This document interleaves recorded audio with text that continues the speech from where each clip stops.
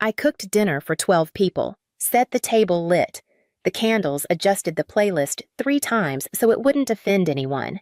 And as I stood there, apron-creased hands still smelling faintly of thyme and lemon, my mom took one bite, scrunched her face, and said, "Next time, just order something edible."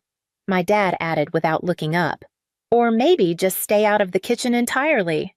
They laughed, and not one of them said anything. That's when I knew. This wasn't just one bad night. This was the moment I stopped setting the table for people who never saw me sitting at it. My name is Olivia Grant. I'm 28, live in Portland, and I work as an operations coordinator for a local arts nonprofit. On paper, my job is project management timelines, logistics coordination. Off paper, that skill set bleeds into every other part of my life, especially family. Last Thanksgiving, I cooked dinner for 12 people. Again. I didn't just cook. I planned. I cleaned. I double-checked who was vegetarian, who was keto this month, who swore off dairy but only in cheese form. I borrowed extra folding chairs picked up my uncle from the train station and built a playlist that somehow pleased 3 generations and didn't offend anyone. The house wasn't even mine. It was my parents'. But they don't like hosting alone anymore, which really just means I do all the work while they take the credit. I brought the groceries the day before, prepped everything in the garage fridge, and then spent 6 straight hours in the kitchen. No complaints, no martyr energy. Just quiet focus. I do this kind of thing well, and they know it. When the final platter hit the table, rosemary roast chicken with lemon thyme just because my dad says turkey's too dry. I stood there for a moment. I looked at the candles, the neatly folded napkins, the curated chaos of a warm meal done right. It wasn't fancy, but it was thoughtful. A meal stitched together with time care and a little bit of me. They came to the table. They sat. They passed plates. For a second, I thought maybe, this time, someone would notice. Instead, my mom wrinkled her nose as if someone had brought in a wet dog. Then, she said loud enough for everyone to hear, "We should have just ordered takeout. At least it would have been edible." Someone chuckled. I don't remember who. Maybe my cousin. Maybe my dad. Maybe both. All I know is that my ears rang and my throat dried, and not one person said anything in my defense. They just kept eating. I stood there behind my chair, hands still sticky from basting apron crumpled at my waist. And in that moment, something unhooked inside me. Not rage, not even hurt. Just a shift. A final click. Something inside me said, "Okay, then let them feed themselves next time." My mom didn't say it again. She didn't have to. The words were already cemented in the air, sharp and sour like vinegar left too long in a pan. My dad added without looking up, "Or maybe next time, just stay out of the kitchen entirely." He laughed as he said it, that casual, backhanded kind of laugh that people use when they're pretending it's a joke. But it wasn't a joke. Not really. Because he meant it. They all did. Every single person at that table, from my aunt with her second glass of Chardonnay, to my brother who still expected me to iron his shirts when he visited, they heard it and they said nothing. I was still standing, still holding the serving spoon. I looked at them, 12 people eating food I made in a house I cleaned from a table I reset 3 times so it would feel more balanced. No one looked up. No one made eye contact. No one cared. I took a slow breath. Then I set the spoon down. I untied my apron, folded it in half, and draped it over the back of my chair like a surrender flag that wasn't quite surrender. And I said in a voice so calm it scared me, "Then you can pay for takeout next time." "Because I'm done." They laughed. Aunt Dana gave a little, "Oh, come on." My cousin Megan said, "You always take things so personally." Even my brother smirked. It's just mom being mom. But I wasn't taking it personally. I was taking it clearly. For the first time in a long time, I wasn't defending myself. I wasn't shrinking. I wasn't second-guessing whether I was overreacting. I just knew deeply that I had reached the end of my use. They didn't want me. Not really. They wanted the version of me who set alarms for the turkey, who remembered Uncle Jeff's allergy, who booked the group Airbnb and brought the table runners. They wanted the labor, not the person. I didn't throw a fit. I didn't storm out. I sat down and quietly ate a few bites of the salad I'd made with roasted squash and pomegranate seeds. No one noticed that I didn't refill anyone's drinks. No one asked why I didn't bring out dessert. They assumed I'd reset. Reboot. Re-engage. But that night, as they swirled wine and passed jokes over a meal they didn't lift a finger to create, I was already plotting my exit, not from the room, from the roll. After dinner, I cleared my own plate, just mine. I left the other dishes where they were.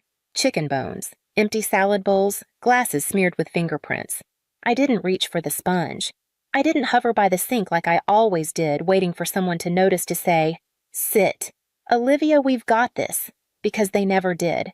And I was done pretending that someday they would. I slipped upstairs to the guest room.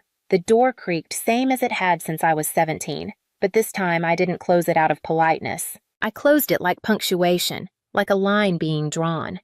There was no drama, no slamming, just the soft click of a door finally serving its purpose. I pulled out my laptop, logged into my Airbnb account, canceled the reservation for the family Christmas cabin in Bend, the one I'd booked 6 months ago in my name on my card, with their "we'll settle up later" texts still sitting unread. Next, I opened the ski resort website, canceled the New Year's booking, gone. Then, I opened the shared Google Drive, the one titled Holiday Planner, Olivia. Inside, itineraries, menus, flight confirmations, group chat archives, budget tabs, and contact lists. I didn't even hesitate. Select all, delete, no backup. No draft folder, no explanations. I moved to the group chat, the one where everyone dropped their demands with quick question or, "Can you just real fast?" I didn't say goodbye. I just left. I didn't rage quit. I reclaimed. Back downstairs, they were still laughing, still drinking. Someone had put on music. My mom called up Livy dessert. I replied evenly, "There's tiramisu in the fridge. Help yourself." That was it. She didn't come up. She didn't ask why I sounded distant. She didn't notice that something massive had just shifted beneath the surface. Because they never notice. But this time, they'd feel it not in my voice, not in my expression, but in the work I didn't do. In the trip that didn't happen. In the spreadsheet that disappeared. In the silence I left behind. It didn't start with Thanksgiving. It started years ago, quietly, steadily, like a slow leak beneath the floorboards. You don't notice it at first. Then one day your footing's gone. I've always been good at managing things. That's what they said. Not with admiration, but expectation. I was the easy daughter. The one who didn't rebel, didn't demand, didn't crumble. The one who knew when to send thank you cards and which uncle didn't like cilantro. When I was 10, I set the table while Mom panicked in the kitchen. At 13, I packed for family trips, not just my own suitcase, but my brother's too. At 21, I coordinated Dad's retirement party. RSVPs, catering, music speech order. I was still in college. They called it helpful. They called me our little rock. But rocks don't get asked if they're tired, they just get stepped on. When my brother got married, I basically ran the wedding. The bride wanted a minimalist woodland theme. My mom wanted lace and crystals. I was the buffer, the planner, the glue. I built the schedule, organized the rehearsal dinner, managed the hotel block. On the day of the ceremony, someone handed me a walkie-talkie and said, "You're the only one who can keep this from falling apart." I smiled, like I always did, because it felt good to be needed until I realized being needed was the only reason they kept me close. No one ever asked how I was doing. They assumed I was fine because I made things fine for everyone else. Even my birthday was a logistics job. Last year, I got a text from my mom. "Can you book something for brunch on your birthday? You know what places you like." I did it, made the reservation, paid the deposit, sent the calendar invite. When we got there, she complained about the coffee. Dad handed me his phone and asked me to take a family photo and never passed it back so I could be in one. There was no malice. That's the part that hurts the most. They weren't cruel. They were careless. They built a whole rhythm around me being the default, setting the one who'd say yes, who'd follow up, who'd absorb the stress so no one else had to. But at some point, helpful becomes invisible, and invisible turns into disposable. And this time, after dinner, after the silence after that sentence, at least it would have been edible, I finally understood. They didn't just take me for granted. They built their lives around it. And I was done being the scaffolding for people who never looked up to see what was holding them together. The morning after Thanksgiving, I woke up early. Not out of habit, but out of clarity. The house was quiet. Downstairs, I could hear the soft clatter of someone making coffee. Probably my dad still thinking I'd be the one to organize the leftovers into labeled containers. But I didn't go down. Instead, I opened my laptop and began. First, the Christmas trip. Canceled. Airbnb gone. Confirmation email deleted. Next, the New Year's ski weekend. It had taken me weeks to find a place that fit everyone's needs, walking distance to the lifts, pet-friendly, not too rustic for my aunt, not too modern for my mom. I clicked cancel reservation and watched the screen refresh like an exhale. Then came the Google Drive. Not just holiday stuff, the whole archive. Birthday spreadsheets, allergy lists, travel timelines, gift tracker docs. I'd built it all over the years because no one else would, or wanted to. One by one, I deleted them. Folders, subfolders, backups. Gone. Not archived. Erased. After that, the group chats. There was one for Christmas logistics, one for birthdays, one called Cousins Only, which wasn't actually just cousins. And of course the big one, Holiday Command Center, Olivia lead. I didn't say goodbye. I didn't make a dramatic exit. I just left, quietly. Like closing a door I never agreed to open in the first place. They wouldn't notice right away. That's the irony. The people who rely on you the most are often the last to realize when you're gone because they never imagined you could be. I logged into the family PayPal account, the one I created to collect deposits that always arrived late or not at all. There was still money in it. I refunded every dollar, every cent, including my own. No note. No explanation. And finally, I opened one last tab, a solo cabin 3 hours outside Portland for Christmas week. 1-bedroom wood stove, no Wi-Fi. I booked it under my name, my card, my rules. Then I closed my laptop, and for the first time in a decade of family planning, I didn't feel behind. I didn't feel guilty. I didn't feel worried someone would get left out. I didn't feel anything but light. There's a quiet power in deletion, not to punish, not to vanish, but to reset. They thought I was their event coordinator, but I was their scaffolding, and I had finally removed myself from their foundation, not to watch them collapse, but to see what would rise in my place. It took 2 days. 2 days of silence before the first crack in their system showed. My brother texted me, "Hey, weird question, did the Christmas cabin cancel itself? Site says no longer available." I didn't respond. An hour later, he followed up. "We already sent you our part for that, remember?" Which was funny because they hadn't. Not to me. They'd sent it to the family PayPal, the one I'd created, managed, and quietly funded when people forgot. So I logged in, found the transfer, refunded every cent. No message, just a receipt.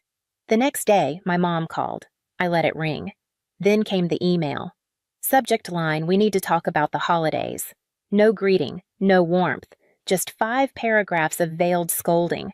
I know Thanksgiving didn't go the way you wanted, but canceling plans without notice is immature. People rely on you, Olivia.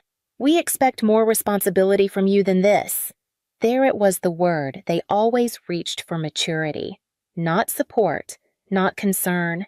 Just a polished way of saying, serve us better. I didn't reply. Then came the confusion. A flurry of texts in the holiday group chat, the one I hadn't left yet. So, are we still doing the cabin? Wait, did someone order pies who's picking up Nana from the airport? Olivia, you there? I was. I just wasn't answering. Not because I was playing games, not to punish them. I was simply no longer performing. I'd built the system. They thought it ran itself. They thought I ran on duty, not on choice. But I'd made mine. They could coordinate their own chaos now. Figure out car rentals and menu plans and wine pairings. Learn what it means to carry the weight instead of handing it to the person who always said yes. That week, the chat exploded with 30 unread messages in 2 hours. Disagreements, reassignments, confusion. No one tagged me directly, but every message was asking, "Where is Olivia?" I didn't open the app again. Instead, I went to the grocery store, bought my favorite tea, fresh rosemary, a chocolate cake I wouldn't have to cut 12 slices from. I walked home slowly, my bag rustling, the city cool and quiet around me. Let them scramble. Let them realize. Silence is not absence. Sometimes it's the first time you've actually spoken. I woke up the next morning without an alarm. No texts about forgotten pies or last-minute RSVPs. No guilt tugging at my mind. Just my own breathing, steady and unhurried. I poured tea into my favorite mug, the one with a crack I fixed with gold paint because broken things can still be beautiful. I wrapped myself in a blanket by the window, watching the first snow dust the sidewalks. For years I thought busy meant worthy, but in that silence I found permission to just be. I baked banana bread not for anyone else, but because I wanted the scent of warmth in my kitchen. I smiled, knowing no one would walk in and tell me to just order something edible. That freedom tasted sweeter than any recipe. I laced up my boots and wandered through the park snow, crunching underfoot, my breath curling in the air. I didn't check my phone. I didn't worry about seating charts. I just existed. In that quiet, I realized I hadn't lost anything. I'd gained space to choose to feel, to heal. I emailed myself a promise. My worth isn't tied to what I do for others. I lit a candle not for ambiance, but as a beacon, I matter.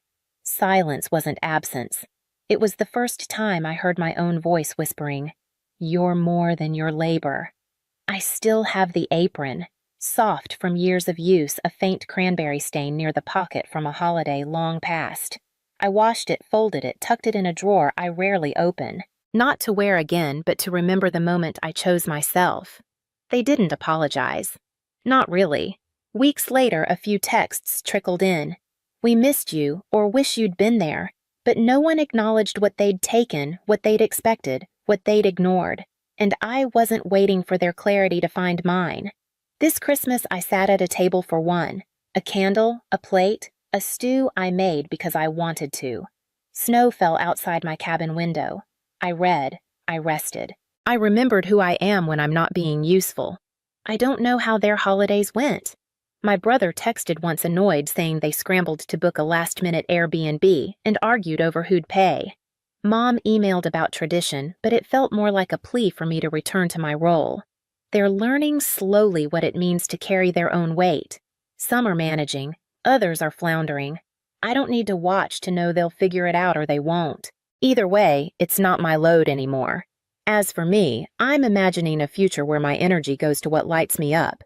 Maybe I'll take a pottery class, travel solo, or just keep baking for myself. I'm not done with family forever, but I'm done being their default.